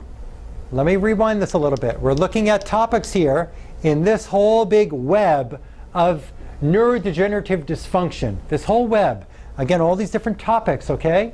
So if you need to go back and pause this and look at these and write these down, you can if you want, but every topic I'm going to go into right here. Lipid peroxidation from Journal of Neurochemistry. This came out of May 1997. And they found that this, we don't have to get into this name, 4-hydroxynonal derived advanced lipid peroxidation end products are increased in Alzheimer's disease. What does that mean? Lipid peroxidation has been found in Alzheimer's disease. Lipids that we need to make our brain cells happy and love and be bathed in these different kinds of good fats, they can become oxidized. Lipid peroxidation, Alzheimer's disease. And it says here, let me just, what I highlighted, the important parts out of what I really put on this. Recent studies have demonstrated oxidative damage is one of the quiet features of Alzheimer's disease. Oxidation of amino acid chains have been demonstrated in lesions and the neurons of Alzheimer's disease. This, again, this lipid peroxidation that I mentioned in the last slide causes immunoreactivity. It not only was identified in about half of all of these neurofibrillary tangles in the brain, but was also evident in neurons lacking the tangles in all Alzheimer's disease cases. What does that mean? In Alzheimer's disease, when you see on the skin, you can see these little lines in the brain. Those are neurofibrillary tangles. They found lipid peroxidation within those tangles and in neurons in these Alzheimer's patients where there were no tangles. So just where the tangles are is not the only place where the problem is. Lipid peroxidation is a problem. In addition to providing further evidence that oxidative stress-related protein modification, again, let's just make this simple. Protein changes. Remember what I said about Dr. Lipton's epigenetics research? Protein structure changes. In addition to providing further evidence, oxidative stress-related protein modification. It's a pervasive factor in neurotoxicity and neuronal death in Alzheimer's disease. Lipid peroxidation in Parkinson's. All the same findings in both diseases, dementia, Alzheimer's, and Parkinson's. The abstract of this study, increasing evidence indicates that both oxidative stress and inflammation may play a fundamental role in the disease progression of Parkinson's disease. So we need to chase down the lipid peroxidation. There is no drug on planet Earth that's going to do that for you that you can get from your medical doctor. None. None of your medications are doing this for you. Neuroinflammation is characterized by activated microglial cells that generate pro-inflammatory cytokines. If you remember from the beginning of this video, when I talked about, let me slide back a little bit just to remind you here, pro-inflammatory cytokines and balanced immune system. The body makes these different cytokines under stress, under reasons of inflammation. Neuroinflammation is characterized by activated microglial cells that generate these cytokines. So as your brain is producing microglial cells to clean up the mess, it can't, those produce these cytokines. And this plays a prominent role in progressive neurodegeneration in Parkinson's disease. Conclusion, lipid peroxidation. Increase in iron levels. Remember I told you about the iron, crushed iron, not real iron, crushed rock form of iron in your food. May look a little normal on a blood test and your doctor says, oh, let's just watch it. It's okay. Back in the early 1900s, 1 in 300,000 people had a disease called hemochromatosis, which means elevated iron in the blood. Now, 1 in 300 has hemochromatosis, even if it's little bit. I've sent patients out to hematologists, and I said, the patient needs to have their blood drawn. Doctor said, no, it's not above 1,000. It's okay. Really? When we changed their diet and got away from the rock forms of iron, it was true. The iron levels came down. One reason for brain stress, one reason for brain degeneration. So again, conclusion about neurodegenerative movement disorder Parkinson's, increase in iron, peroxide generation, abnormal mitochondrial function, microgliosis, too much microglial cells in the area of the brain, is associated with progression of Parkinson's disease. Microglial cells play a critical role in forming a self-propelling cycle leading to sustained chronic neuroinflammation and driving the progressive neurodegeneration of Parkinson's. What does that mean? Wait a second, take a step back. What did that just tell us? Microglial cells play a critical role in forming a self-propelling cycle of Parkinson's. Agreeing, also Alzheimer's. The above-mentioned processes, iron and lipid peroxidation, everything what I'm talking about, folks, the above-mentioned processes have been shown to contribute to the oxidative stress, accumulation of these alpha-synuclein bodies in the brain, neuroinflammation in Parkinson's, in brains of Parkinson's patients. Iron, is it your friend or foe? Well, it is important, but let's look at here in this journal. Journal of Alzheimer's Disease, January of 2010. All the research I'm giving you is on the internet. It's at your fingertips. Go to pubmed.com and look it up yourself. The research is there. Your doctor, who's taking care of you, may not look at the research. It's possible. Journal of Alzheimer's Disease, 2010. Increased iron and free radical generation in Alzheimer's disease and mild cognitive impairment. Iron and free radicals, disease in the brain of Alzheimer's and dementia. I told you already, watch the video. The iron, these little flakes of cereal following magnets. How the hell does a fiber, corn or wheat or a flour follow a magnet? How? You're getting metal in your food and you can't taste it, but it's enriched and it gets up to your brain and it causes stress in the brain. I'll prove that to you in a little bit. Even more proof. Iron and Parkinson's. Neurology Journal, September of 1997. Altered systemic iron metabolism in Parkinson's disease. There you go. This came out of College of this Research Department of Neurology, Physicians and Surgeons in New York, USA. Iron deposition in the substantia nigra in Parkinson's disease. This accumulation of iron in the brain may accelerate free radical formation, lipid peroxidation, and neuronal death. So what do we have to go after? The high iron, the free radicals, the lipid peroxidation. I've got all the tools to do this. I already showed you a couple of patient protocols that have helped people here. Another statement here. These results suggest the existence of a defect in the systems that regulate the synthesis of the major proteins, again, epigenetics, and iron metabolism in the liver. What did I tell you before? Liver toxicity, iron in the liver, liver metabolism, as well as brain and Parkinson's disease that may, over time, expedite entry of iron into the brain. Free radicals.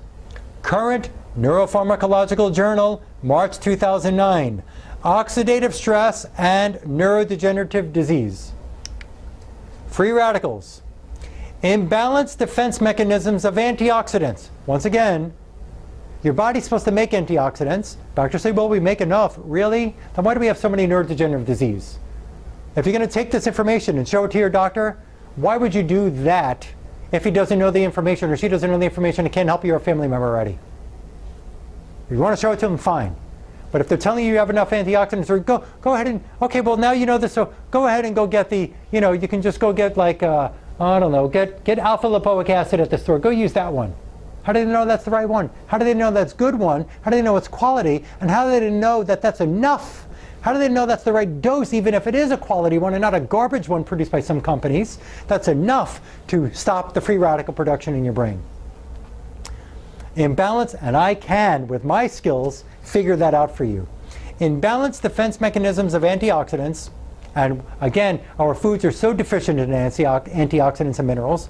Overproduction of free radicals from environment and living systems leads to serious penalty, leading to brain tissue degeneration.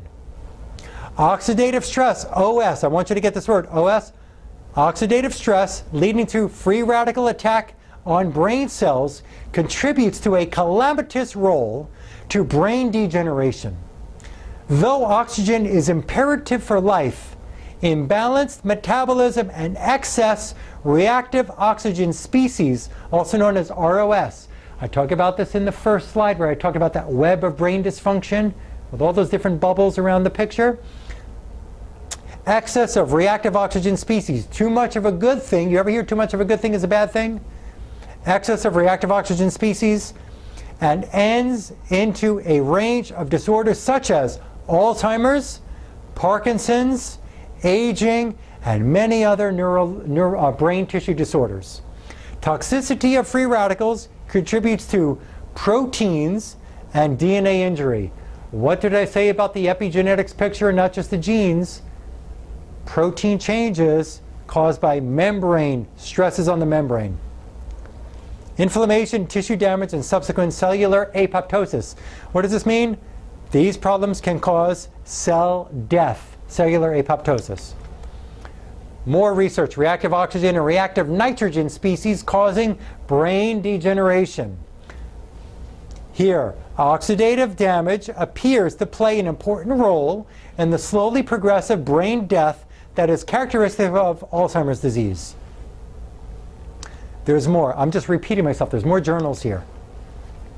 Free Radical Biology Medicine, June of 2008.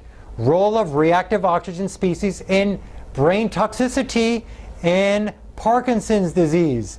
We highlight landmark studies along with recent advances that support the role of reactive oxygen and reactive nitrogen species. Too much of a good thing is a bad thing. Cellular sources as it causes neurotoxicity from these environmental agents. Decrease in melatonin that we're born with, that is an antioxidant in the brain. You ever hear melatonin? Maybe you tried to take it and it didn't help you sleep. Maybe you have a sleeping disorder as well. Or have had one. You take Ambien or Lunesta or any one of these medications to try to help you. Journal of Pineal Research. Pineal is a gland in the brain that makes melatonin. It makes melatonin when the sun goes down. Because when the light stops entering, your light, the light in the room or the sun, it enters your brain through the optic nerve and it goes into a brain, an area called the chiasm. And right at that chiasm is the pineal gland. So the pineal gland only produces melatonin to repair damage in the brain and the body, to help you sleep. It only produces that melatonin when the light doesn't enter the brain anymore.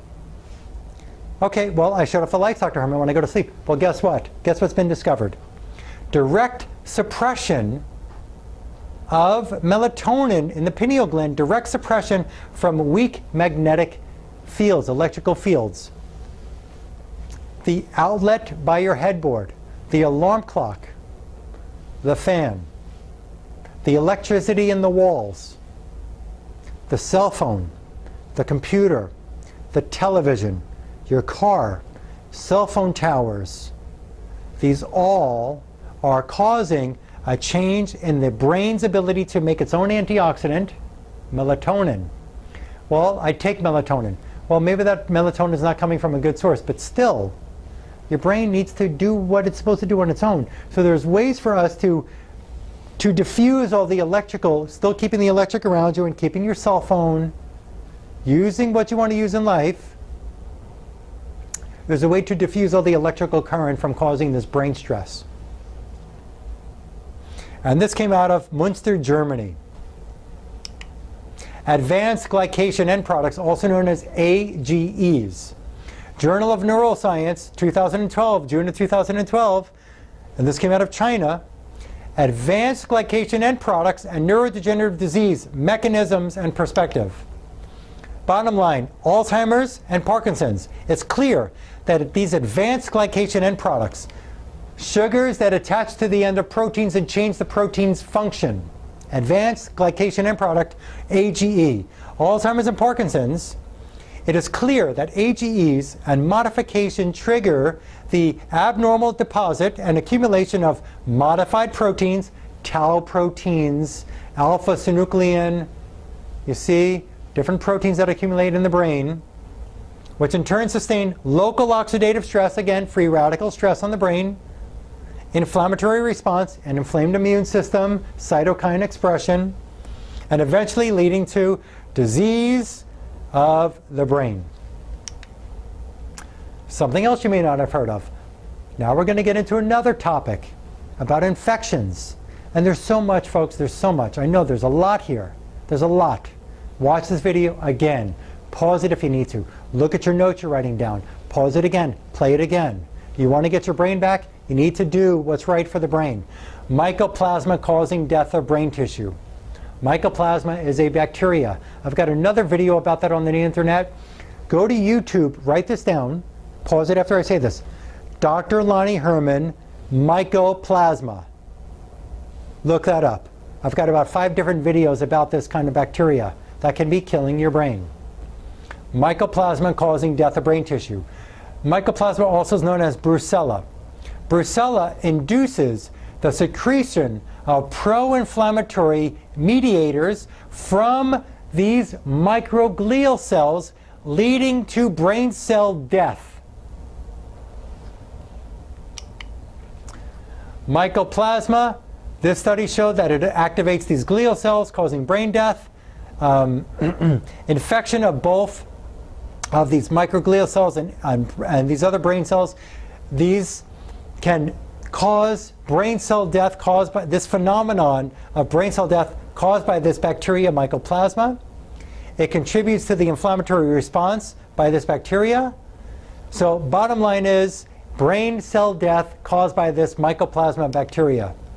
Another research article, let's look at the easier form, but this came out of March 2011, and this was in Buenos Aires, Argentina. And they found here, basically what this title of this report means is that this infection can actually decrease the brain's ability to fight infection in the brain. This brucella, this mycoplasma, changes these proteins in the brain and decreases the brain's ability to fight infection in the brain. Maybe there's a virus in the brain that the brain is trying to kill, and the virus now can take over. I mean, it becomes a pretty bad vicious cycle here. Viral loads in the brain, like Epstein-Barr virus. I mean, there's so many viruses. You run people's blood tests, and you'll find that there are viruses. No antibiotic, there's no drug in the world that can work against the virus. There are natural ways to help the body defeat a virus. There are natural ways. It's been proven in scientific literature. Again, I'm giving you so much information. Maybe we have to brush up on a couple of things I need to do for you or a loved one when we meet, when we go for a consultation. The viral load can cause an immune reaction in the brain. Dr. Panjwani, in 1995, all the way up to 2000, virus-induced autoimmune neurodegenerative diseases. He did this in Cambridge University. Virus causes loss of brain tissue. Journal of Neuroinflammation. And this was put together in Department of Psychiatry and Behavioral Sciences in Johns Hopkins University School of Medicine in Baltimore, Maryland, Maryland Psychiatric Research Center, University of Maryland, USA. A virus causes loss of brain tissue. There was so much information I didn't want to give you any more because you don't need to know. Viruses can do this to your brain.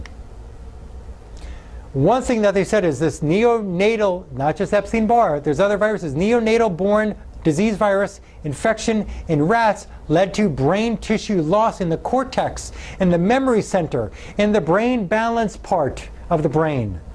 Virus caused brain tissue death.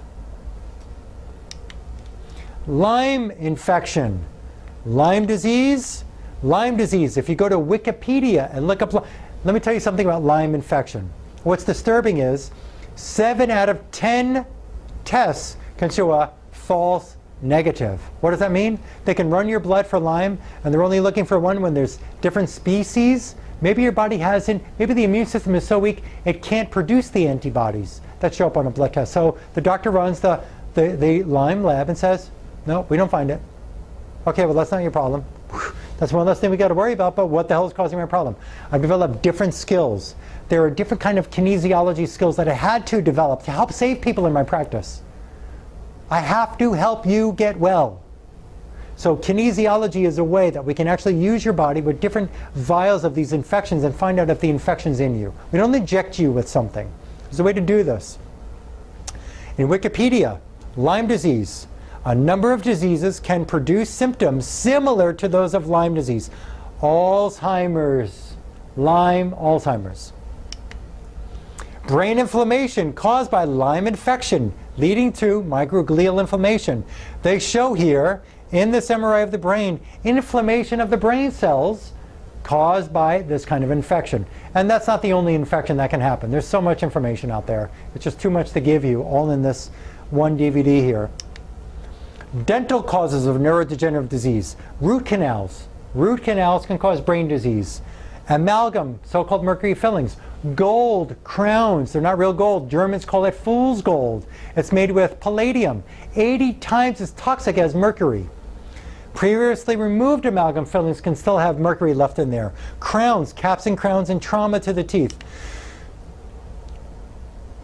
Cardiovascular, autoimmune, neurodegenerative disease, brain disease can happen from toxins and infections in the mouth. Rheumatoid arthritis, heart disease, it's crazy. Bacteria, one of the books I read in getting this cancer degree is called Cancer, A Second Opinion. I have a website if you're interested, if you have cancer or loved one has cancer, Hope for Your Cancer, hopeforyourcancer.com. And there's more research about dental on there. I've got more research and videos on the internet about this. But understand something. Bacteria, in this book called Cancer, A Second Opinion, written by a brilliant MD in Germany who died already, he helped to reverse 8,000 cancer patients' cancers after medicine failed. And he proved that these bacteria in these root canals were producing a toxic gas called a thioether, similar to mustard gas. Mustard gas in the brain? Not good, right? That root canals, what was also discovered by Dr. Weston Price in the early 1940 or so. Dr. Weston Price did studies on root canals. He found that they can cause trauma, they can cause sedation of organs and tissues and glands and brain. He, just by chance, a person came in with a broken root canal, he pulled the root canal, he wasn't going to fix it, pulled it, and the person's heart disease disappeared. It disappeared. Now, in the early 1900s, we didn't have all the toxins in the environment that we have now in 2013, so there's more problems now than there were then in people's bodies. But their heart disease disappeared. Next person pulled out a root canal, the rheumatoid arthritis disappeared. And this went on for hundreds of patients. And then what he started doing was he'd break off a chip of that root canal tooth that he felt it caused the disease, because the disease reversed when he took out this root canal. And he took that chip of the tooth, he cut open the tissue of a bunny rabbit in the belly, put the little chip of the tooth in there, and stitched up the belly of the bunny rabbit. And guess what happened to the bunny rabbit? It got the same disease that the human being had, and then it eventually died. Look it up. Dangers of root canals. If you go to your dentist and say, well, they might say, oh, of course, because they don't know this work. They're not toxicology dentists. Look up dangers of root canals. We'll get more into that when you come in. Amalgam, so-called silver fillings. Go to YouTube and enter. Write this down. Smoking teeth equals poison gas. Write this down. Pause after I say this. Pause this and write this down. How mercury causes brain neuron damage. University of Calgary, Canada. Mercury fillings have been proven to cause brain tissue death. Death of brain tissue from a so-called silver filling. We run these hair tests in here. Besides doing certain unique kinesiology studies with your teeth and your brain, we run this hair analysis study. And when you cut up some of the hair, put it in an envelope, send it to the lab, it's going to give us a printout. Out of 17 metals tested, how many metals are in your system. Then we have to follow a blueprint, an exact protocol of how to safely get it out of your body. Safely. Sometimes always have to remove from the mouth. It has to be removed if you want to get your brain back. Sometimes you got to remove a tooth that had a root canal. Would you rather have your brain or a tooth? You make a decision. If you're not willing to do any of these steps, if this is too much, don't call me for a consultation. Don't waste your time and don't waste my time. I'm straightforward with you. I'm here to help save your life and reverse this brain disease. If you're not willing to go to a dentist, if it's going to cost you too much money, if you're not willing to spend, sometimes people have had to spend money because Medicare or Medicaid won't cover this work. It won't cover it. If that's standing in your way of getting your brain back, don't call me.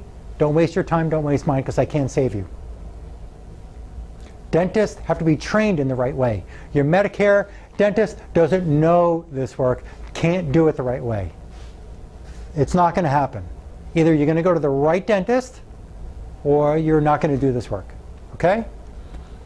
Smoking teeth equals poison gas. They figured out that the mercury in the mouth lets out a mercury vapor that poisons the brain. The mercury can kill brain cells. Another paper, where is this? From the Department of Environmental Integrative Medicine in Germany. is dental from Journal of Occupational Medicine and Toxicology in 2011, is dental and amalgam safe for humans? The opinion of the Scientific Committee and the European Commission. Toxic mercury levels in Alzheimer's disease. The average mercury load in brain tissue of individuals with Alzheimer's disease was 20 to 178 times mercury in cases. It exceeded the load of other people. So in 15% of the human brain samples, mercury load was above 100 nanograms. The average mercury load in the pituitary gland was 400 nanograms. These levels are, again, well far above the established toxic levels. In contrast, other studies have shown that mercury plays a major disease progression role in Alzheimer's disease. I don't need to tell you more, read more. Parkinson's disease. Heavy metals have long been suspected to be a cause of Parkinson's disease. Elemental mercury has induced Parkinson's disease. The condition of Parkinson's disease substantially improved after treatment when mercury was removed and the proper chelators were used. In another study, significantly elevated blood mercury levels were found in 13 of 14 patients with Parkinson's disease. Do you need more facts? You can look it up. Pause the video, rewind it, go back and write down that journal and read all you want. Interference fields. Dr. Pop, the biophysicist, discovered. Yeah, I'm not a biophysicist. You're probably not. And neither is your general practitioner or your neuro doctor that you're seeing to get your whatever kind of drug for your brain disease. He discovered that these areas of traumas can cause brain to work at less than a normal pace. Your heart may work less than a normal pace. The ripple effect from a trauma can cause sedation of function of these different tissues in the body. The heart, the testicles, the stomach, the kidneys. We're the sum of all of our parts. We need every part to be working at 100% or closer. Epigenetics further supporting. They're showing here in this journal in Portugal, misfolded proteins are typically insoluble and tend to form fibrillary tangles like amyloid deposits. Amyloid beta, it's in Alzheimer's, Parkinson's disease, and it's growing. They're showing here that Alzheimer's and Parkinson's, the most common forms of dementia, currently affecting 30 to 40 million people, respectively. In our care, we have to deal with emotions sometimes. People really don't love themselves. You have to pass some of the subconscious beating that has happened to you. Maybe you're holding a grudge against a loved one. Maybe you're holding a grudge against yourself because a loved one died or you couldn't help. I mean, there's a number of things. Electromagnetic fields. I already told you this before about the electricity. If you want to watch a great 2-hour video, resonance on YouTube, type in resonance, beings of frequency. And they proved that the electromagnetic fields destroy brain function, can cause cancer. Another doctor, George Carlo, you search his name on YouTube, George Carlo, he proved that all these cell phones, microwaves, satellite devices, radio towers, all these things, the earpiece for the cell phone, these can cause harm to the brain. They can cause cancer. Dr. Russell Blaylock, the neurosurgeon, about neurotoxins, aspartame, your fake sugar, food coloring, natural flavors, flame retardant in soda, fluoride in your toothpaste and water can cause cancer and brain decay, chlorine. It's just crazy.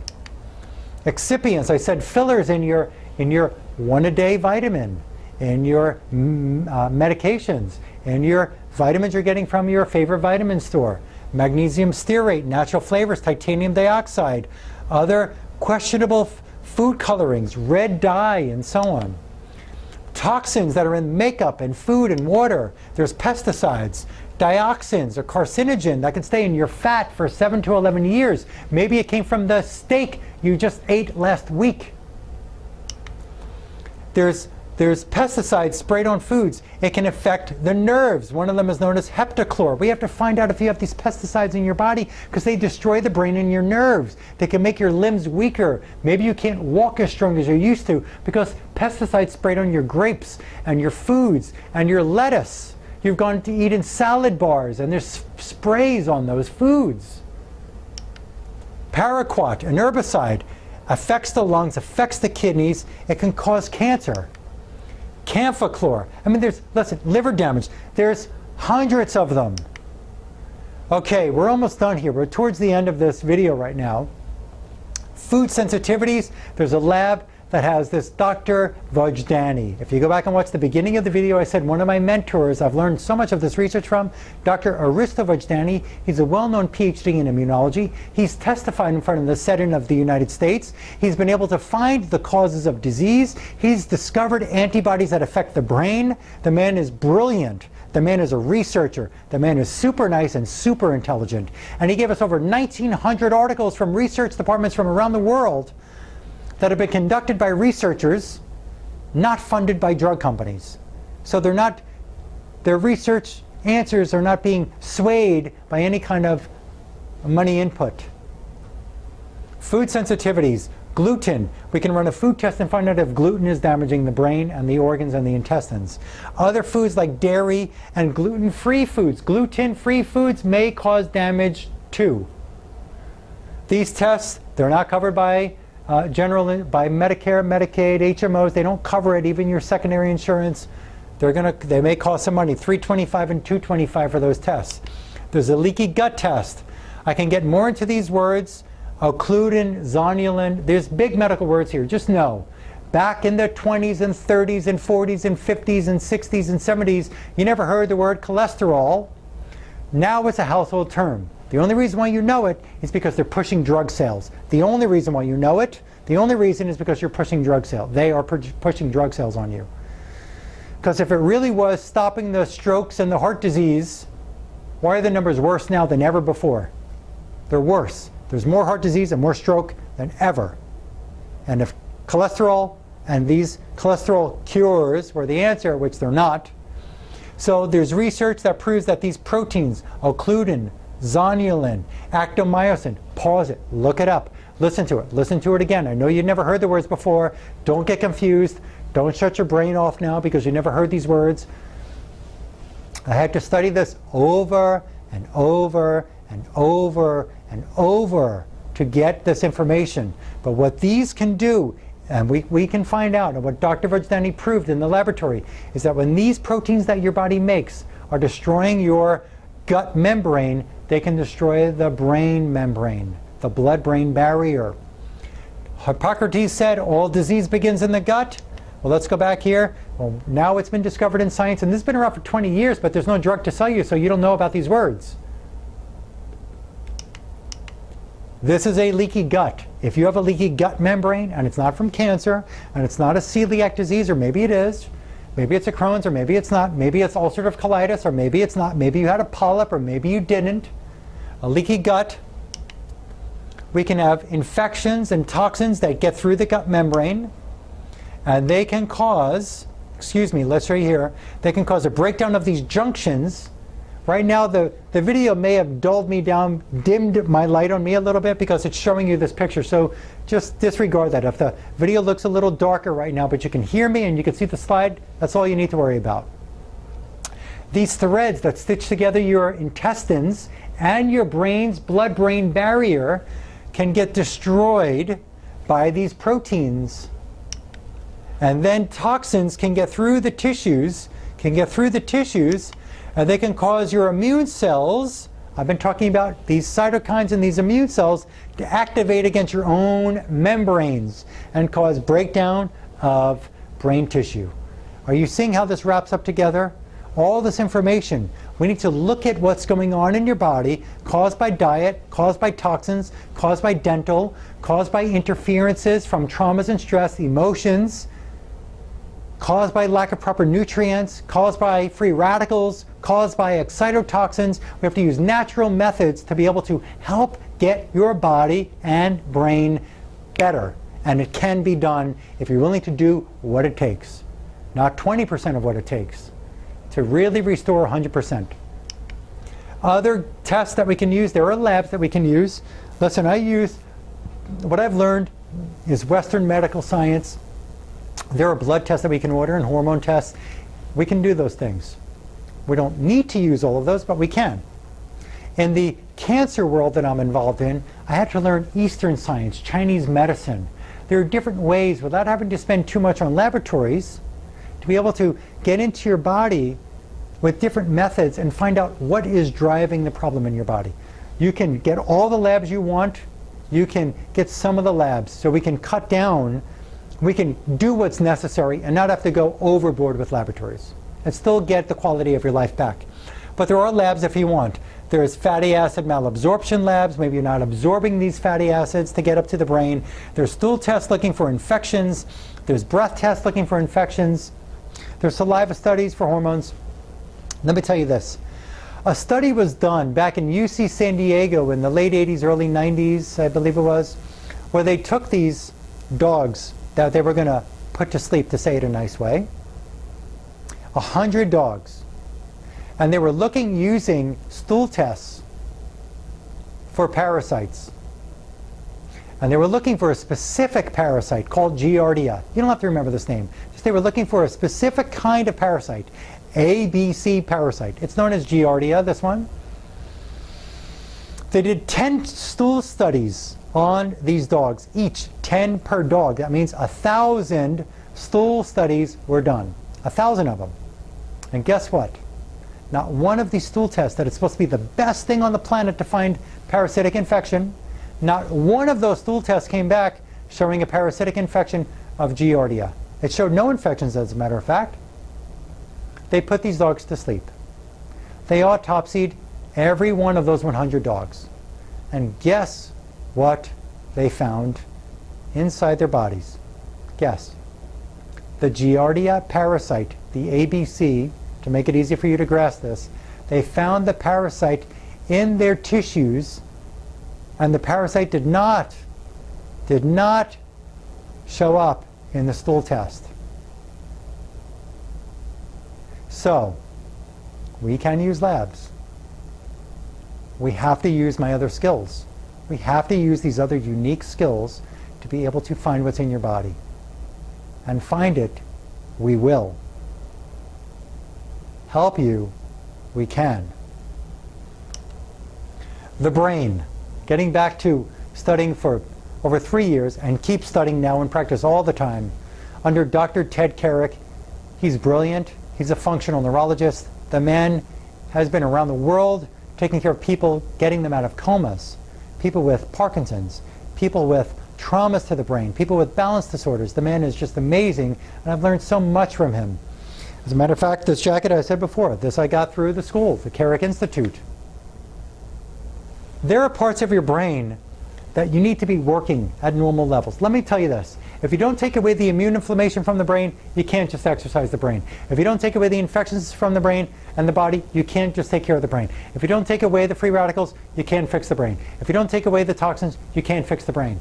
But what we got to do is take away these inflammatory mechanisms, take away the causes, and then start to exercise these parts of the brain.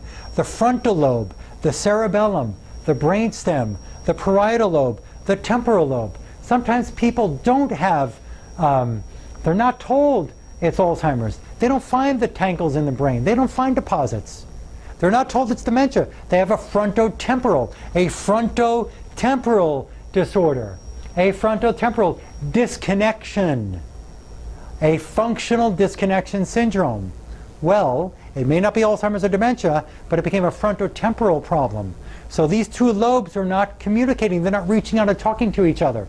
Well, guess what?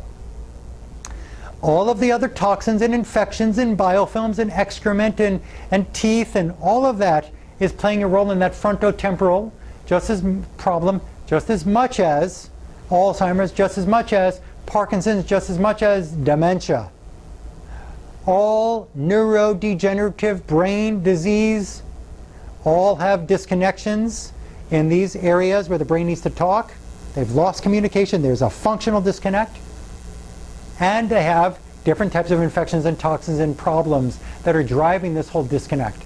So we have to look at the body as a whole, not just try to scan the brain and say, well, what's going on there, and just medicate it. I see people medicated, medicated, medicated, medicated, medicated, and don't get improvement. So there are functional work with eye movement exercises, with different stimulations inside the ear to stimulate nerves to the brain, using nerve endings in the body to stimulate brain function. There's a number of things, and literally, folks, there's just too much to share right now. We have to find out exactly what's wrong with your brain or a loved one's brain, what kind of therapies we can do to that brain, what type of unique brain-based functional therapies to strengthen the cerebellum if it's weak, what part of the cerebellum is weak, what part of the frontal brain is weak. Does the pupil reflex work? I mean, there's a number of things. There's a number of things. What kind of sound therapy can stimulate the brain? What kind of light therapy can stimulate that part of the brain that is not functioning properly?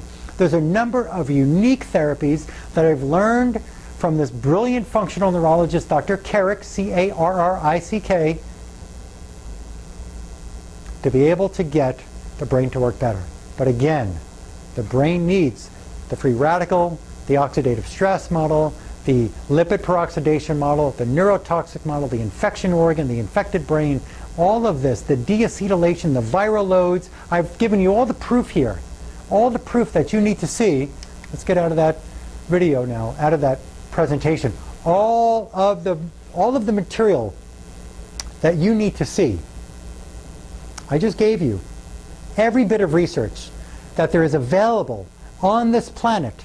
I showed you things from Italy, from Germany, from China, from the US, from Argentina.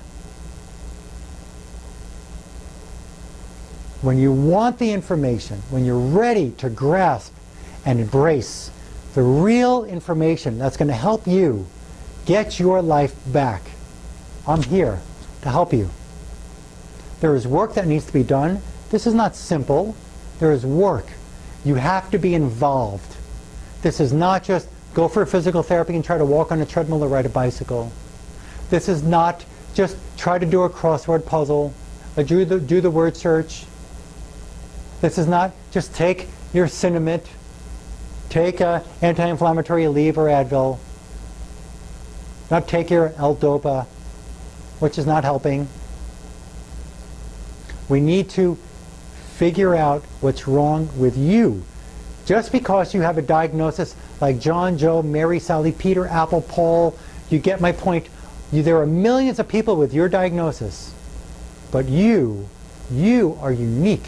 You have been walking in your own shoes since the day you're born. You may have changed the pair as you've gotten older, and you get my point. You or your loved one is unique. You are unique. You have a unique situation, and you cannot be treated like every other person, Tom, Dick, and Harry, and Sally, Mary, Sue, who has the same diagnosis name. When you do, you're setting yourself up for more progression of your brain disease and failure. We have to look for what's causing your disease and stop it and repair the brain cells. And that can be done. There is a lot of research, and there are ways to work it, and that's enough. I don't think I need to share any more. Now let's just talk about this a little bit here about insurance. Medicare doesn't care about this information I share with you. All they want to do, they'll run a brain scan, a CAT scan, they'll pay for your neurosurgeon or neurologist visit, they'll give you the medication. They're not going to look for this stuff. They're not going to pay for other things. It doesn't pay for this kind of care. It doesn't. Medicaid doesn't pay for this kind of care. Social Security Disability doesn't pay for this kind of care. HMOs, Humana, these companies don't care, don't pay for this kind of care. They don't. My consultation is $250. One thing that we want to do before we meet you, we want to send out a packet of information. Let me ask you this question before I even get to this. Do you think it'd be better for me to know a bit more about you and your life or your loved one? More about some things that your doctors have never looked at to figure out if it's a part of the problem because they just don't know? Do you think it's better if I know what's been in the blood tests before you come in here? I mean, that's what I think. I'd rather know more about you or your loved one before you come into this office. I'd rather research you. So the $250 fee, that consultation fee is so I can study you or your loved one before you come in. Is to send out some paperwork for you. There may be about 12 or 14 pages of papers. It's going to take probably about an hour if you can do it. I mean, if your loved one has lost the ability to speak and remember certain things, then maybe you won't be able to complete all the paperwork. Maybe we'll have to work around some of that information. Better for me to know more about your lifestyle and your habits. Okay? So we'd like to send out some paperwork, and if you fill that out and get it back here in my hands via mail, scan, and email or fax before the appointment with you or your loved one.